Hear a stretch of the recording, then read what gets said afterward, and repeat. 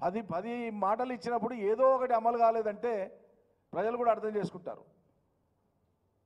మహిళలకు చెప్తిరి గుండు సున్నా, 2500 మహిళలకు చెప్పి గుండు సున్నా, 4000 పెన్షన్ గుండు సున్నా, విద్యార్థులకు ఇచ్చే డబ్బులు గుండు సున్నా, యువతులకు ఇచ్చే స్కూటర్లు గుండు సున్నా, రైతు బంధు గుండు సున్నా,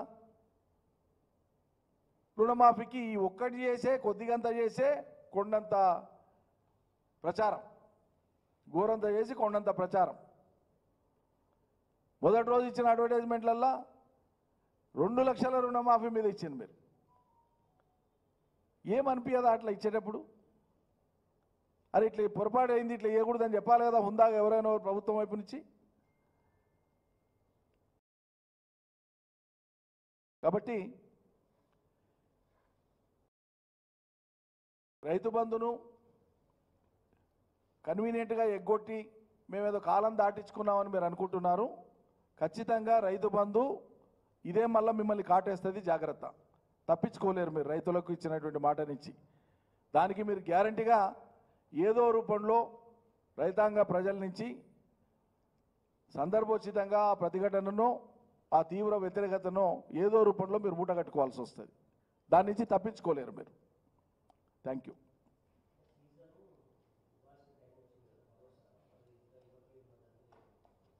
ఈ నో భరోసా రైతు బంధుకే గతి లేదు, ఇంకెక్కడి భరోసా? ఏ భరోసా లేనిదే కాంగ్రెస్ భరోసా. భరోసా అంటే ఏ భరోసా లేదని, సింపుల్. నేను గత ప్రెస్ మీట్లోనే చెప్పిన, ఖరీఫ్ పంటల సీజన్ ఆల్రెడీ అయిపోయింది. జూలై మధ్య వరకే అయిపోయింది ఖరీఫ్ పంటల సీజన్. మక్క కానీ, కందులు కానీ, ఆమ్దాలు కానీ, వేరుశెనగ కానీ, పత్తి కానీ అప్పుడే అయిపోయింది. జూలై 10th కల్లా, 10th 15కే. వరి నాట్లు దాదాపు అయిపో వస్తున్నాయి. ఇంకా వానాకాలం రైతు బంధు రైతులు 190 తిప్పల పడి సొంత అప్పులు తెచ్చుకొని చాలా రకాలుగా చిన్న సన్నకారు రైతులకే ఎక్కువ ఉపయోగపడుతుంది. 5 ఎకరాల లోపున రైతులకే సకాలంలో ఇచ్చేది ఉపయోగపడుతుంది. వాళ్ళు ఎంత గోసపడతారు చేతికి ఏళ్ళకు పెట్టుబడి లేకపోతే?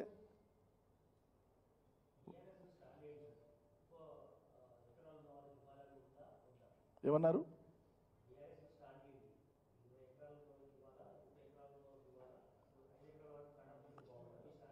మేము గతంలో ఎట్లా ఇచ్చినామో రైతులకు అట్లా ఇమ్మని డిమాండ్ చేస్తున్నాం. ఇప్పటికీ మా స్టాండ్ అదే. ఎందుకు తగ్గియాలండి? మాట చెప్తున్నాను.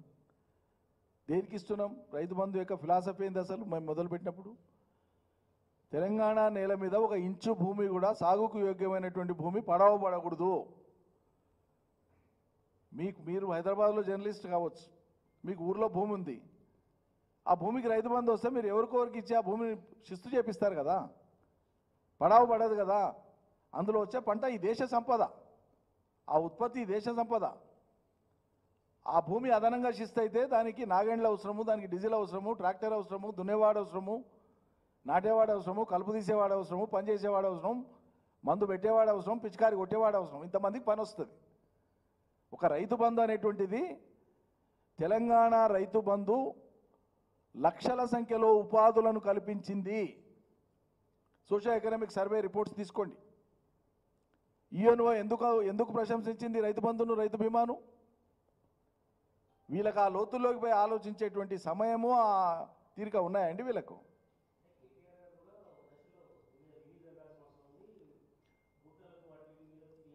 అవి లేవు, అటువంటివి లేవు.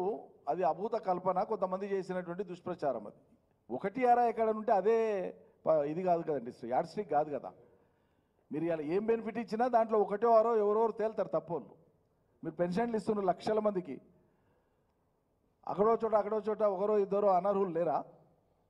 ఉంటారు. 1 2 అనర్హులు ఉన్నారని పెన్షన్లు క్యాన్సిల్ చేస్తారా? అనర్హులు లేరని చెప్తారా మీరు? ఈ ప్రభుత్వం చెప్తుందా? ఏ వెల్ఫేర్ స్కీమ్లోనైనా సరే 100కి 100 అర్హులే ఉన్నారని చెప్పగలరా? అంత పారదర్శకమైనటువంటి రికార్డులు భారతదేశంలో ఉన్నాయా? అంత ఎఫెక్టివ్ మెకానిజం ఈ దేశంలో అమలు అవుతుందా?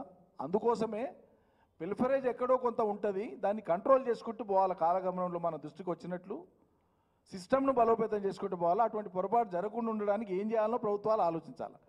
అంతేగాని అది ఉంది కాబట్టి నేను మొత్తాన్ని దుకాణం బంద్ పెడతా అంటే అది సాకు మాత్రమే. నిజంగా వాళ్ళ ఉద్దేశం అదేంటి ఇప్పటిదాకా ఎందుకు చేయలేదండి మరి?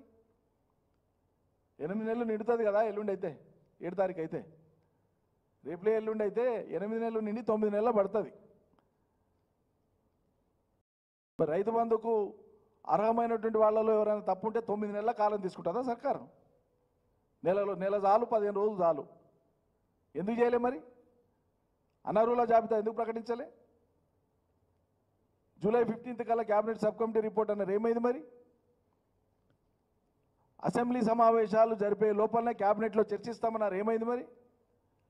క్యాబినెట్లో ఎందుకో చర్చించలేదు, ఏమైంది మరి? శాసనసభకు తీసుకురాలేదు, ఏమైంది మరి?